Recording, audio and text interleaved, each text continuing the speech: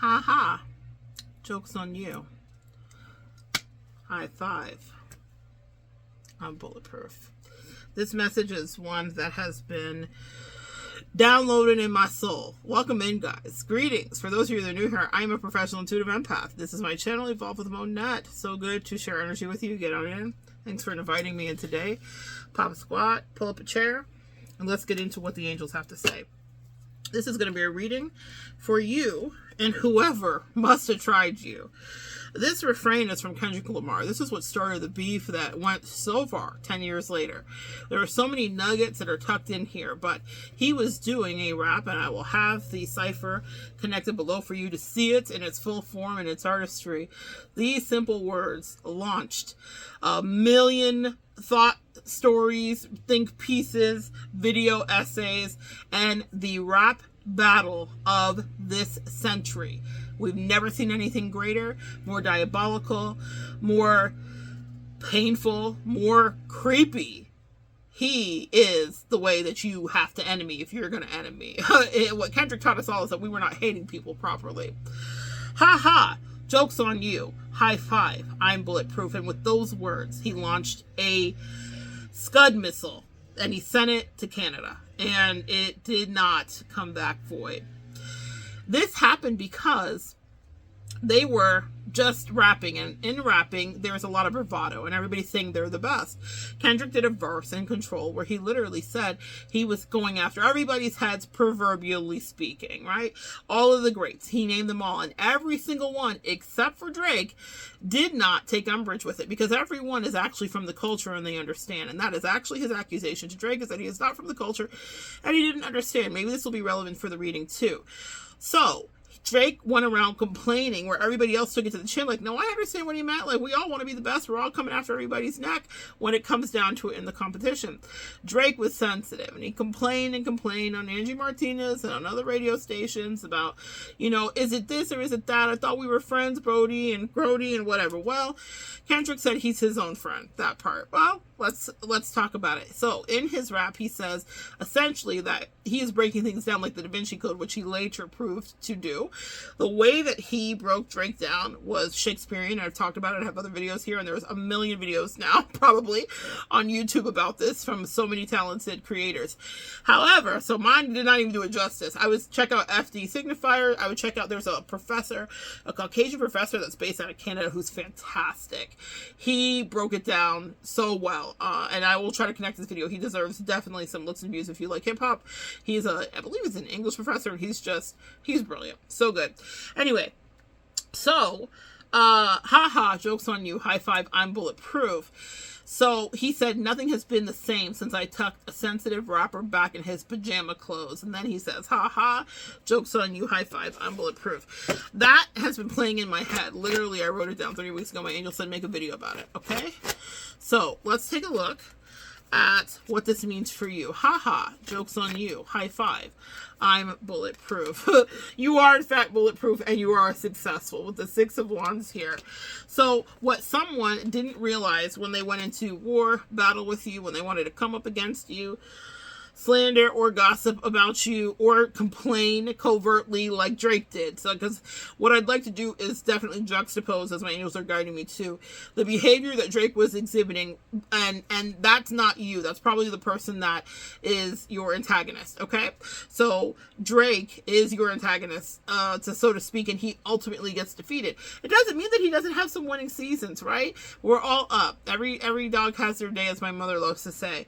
So everybody gets a moment to be up and gets their moment in the sun, and then sometimes the sun goes away. That's called an eclipse, and Kendrick eclipsed his ass completely. Sorry guys, it's one of those moments where the hair, I could see it invisibly but not fully. Okay, all right, haha, joke's on you. High five. I'm bulletproof. Who's bulletproof? Show me my bulletproof collective. Show me my bulletproof collective. I can't make it up. The Devil and the 5 of Swords. Somebody tried to assassinate you with their words. Someone was plotting on you. Someone was being purposely malicious. And they thought that they could puppeteer you. They thought that they were in control over you. Nothing's been the same since I tucked Control. Since I tucked a sensitive rapper back in his pajama clothes. Something about pajama clothes may be significant as well. Jammies. Night night. You put someone to sleep. Night night. Clarify that, devil. Someone who was afraid of your stability. And now you are in this position of stability. One more here. And of love. And of family. This is so the Kendrick story. Maybe I'm just doing a reading for Kendrick. Listen, I don't often read for anybody that doesn't ask me to. If you don't invite me into your energy, I don't want to be part of that. But I definitely like to take a look, you know, from just a metaphysical perspective. And the thing that Kendrick juxtaposed is that Drake is living like this. Drake is living a lot of treachery, duplicity, lies. He's not living right. And that was the accusation. It was a moral accusation about his life. At one point in one of the songs, he says, Meet the Grams, he says, I suggest some ayahuasca for you to strip the bottom out of you. No one's ever heard anything like that in a rap beef. It gives me goosebumps to even say it, because he's not talking to this man about are you rapping and what's God's plan. He's saying your ego, fam, is killing you. And at the end of it, he says this isn't a rap battle. This is a lifelong battle with yourself. Someone's insecurity, someone's jealousy, someone's projections got the best of them. And their ability they thought to be emotionally manipulative, verbally manipulative in whatever capacity and degree, that also took them off course, and now they have to pay the piper. See, the devil always comes to collect his dues. The devil will always collect from you. If you want to play a game, then the game will be then played with you. And on the other side of it is Kendrick. And that's you, empath. And what you are about is love, stability, and family and community, the culture. He says specifically, I'm what the culture's feeling. And what the culture is feeling. And that is the absolute truth. He is what the culture is feeling. And that is the truth for you. Give me two more. I don't think this is going to be a long reading. Ha ha, joke's on you. High five. I'm bulletproof. Meaning you are integral. And you, whatever your culture is, whatever your dynamic is, you have the respect of your family, whatever that may be. Is it a parasocial tribe? Is it family in reality? But you have the respect because you say what you see. Also, you're not afraid to go away. And this is also what Kendrick did. He went away for many years. And Drake used to make fun of him for that and say, I feed my fans on a regular basis a lot of quantity, but was it all quality? And now we are assessing it in fact wasn't quality, and in fact he actually co-opted and colonized a lot of his music and would go to different places. Drake is renowned for his various accents. You're dealing with someone who takes on various personas because they don't know who they are to some degree. That's what I would say here about this. Not relevant to my life per se, but I definitely feel like it might be relevant for you specifically because I'm hearing haha, joke's on you. Kendrick went away, and when he went away, he did a lot of mental health. He healed himself, and he said then sometimes you got to pop out and show folks, and he did. But excuse me, you have no problem being hermited. You have no problem going away. And in his raps, he said to Drake repeatedly, you like being famous. You can't find any dirt on me for this rap battle because I really just like my family. I like where I live in Compton. I'm not trying to move out of there. I just really like my space, you know, a little more space, but I like my space and I like who I am as a man. And also, I don't mind falling on my face and taking a step back because that's really God's plan. I mean, it's so good.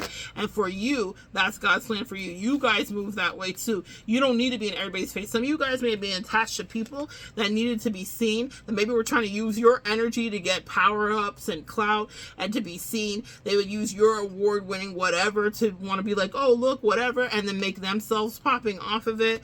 So, haha, joke's on them.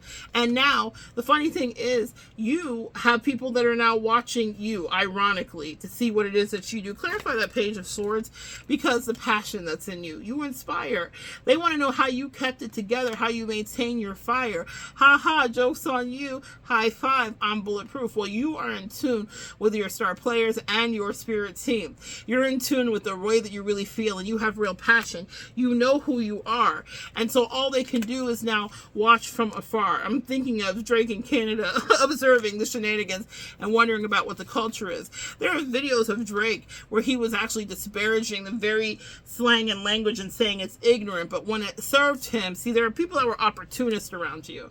When it served him, he would use it. When it served him, he would abuse it. When it served him, he would colonize it. But the truth of the matter is, it didn't really come from him. That's why he couldn't adequately battle Kendrick, because he intellectually did not even understand the accusations that were being lobbed at him of being a culture vulture. He gets it, I imagine, overtly, but he doesn't understand intrinsically how it feels when someone's not living a reality. See, we feel that. We perceive inauthenticity.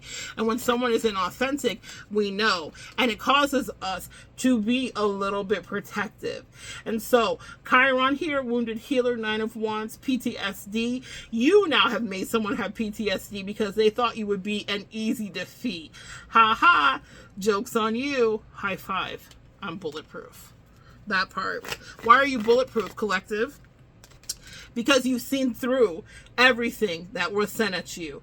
You fought attacks. Look at this. Look at these birds attacking you, blindfolded in the night, without the aid of light. You thought that your spirit team wasn't by your side, but they were guiding you to untie yourself and untangle yourself from this air sign energy. Very specifically, this is emotional manipulation and coolness, a combination that they thought you couldn't win from.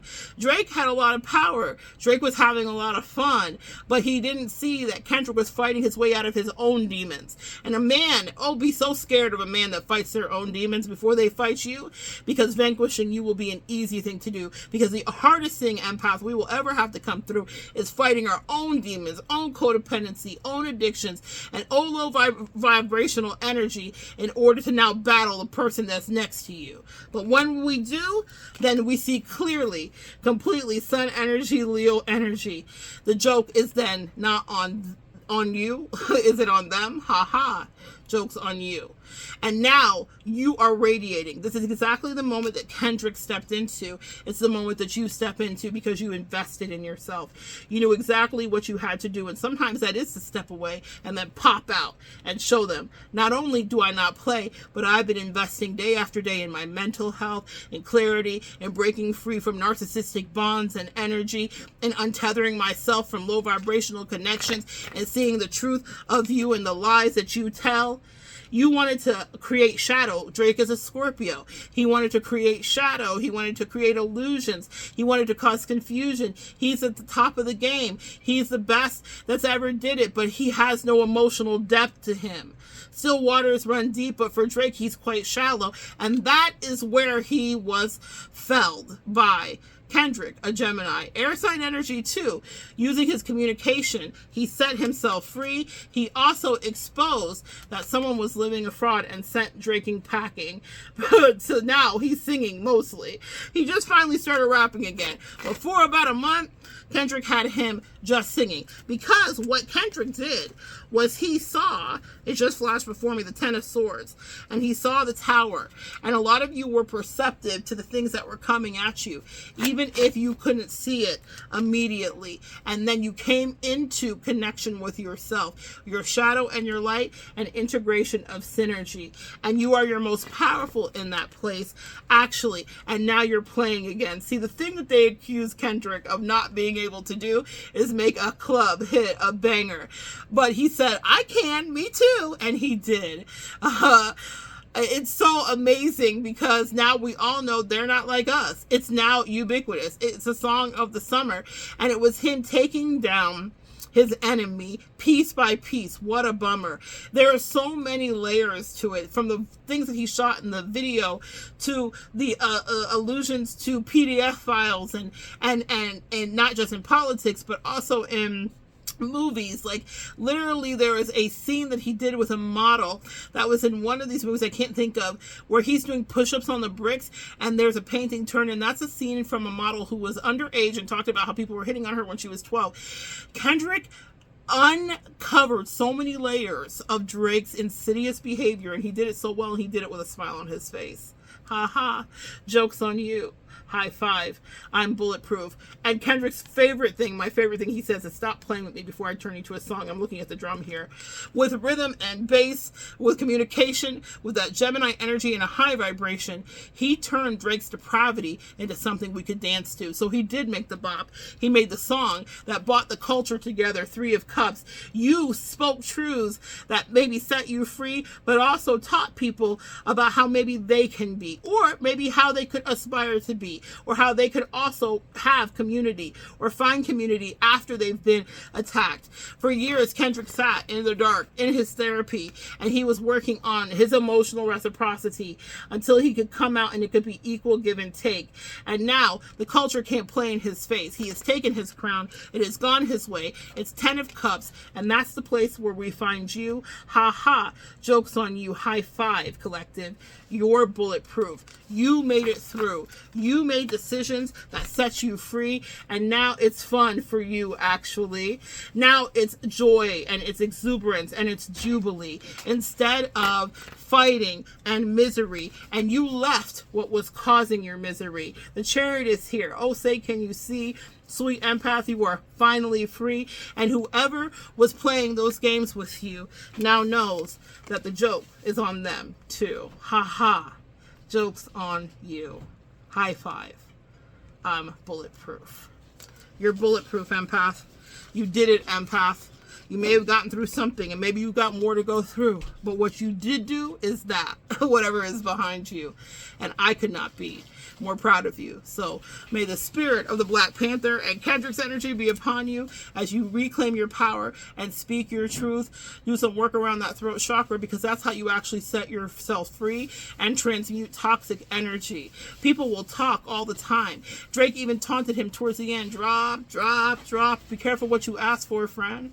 If you want me to really tell your truth, and he said it at the beginning of his rhymes, this is why it's a masterclass. He says, don't tell any lies about me, and I won't tell the truth about you.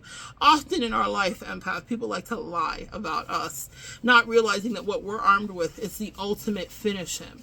It's the ultimate weapon. It's the weapon of truth, of what really happened, of what was really done, about the lies and the tales that were really spun. Don't tell no lies about me, and I won't tell any truths about you. Ain't no fun when the rabbits got the gun. Finally, empath, you have won. Ha ha. Joke's on them. High five, friend. You are, in fact, bulletproof. Now you have other light work to do. I salute you.